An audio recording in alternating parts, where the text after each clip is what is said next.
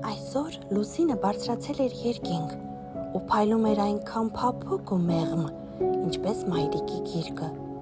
Փոքրիկ արջուկը պառկել էր իր փափուկ բարձին և նայում էր պատուհանից դուրս աստղիկներին։ «Լուսին, պատմիր ինձ մի երազ», շշնջաց նա։ Լուսինը ժպտաց ու սկսեց պատմել։ Երազի մեջ դու թռչում ես ամպերի վրա, ամպիկներ, որոնք շշնջում են քաղցր խոսքեր։ Քեզ դիմավորում են փափուկ խաղալիքներ, քնած արջուկներ, նապաստակներ ու մի գեղեցիկ թիթեռ։ Քնիր, քնիր, սիրելի բալիկ,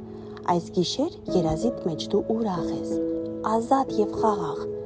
Քամին մեղմ օրորում էր գիշերը, իսկ ամպիկները օրորում էին արջուկին։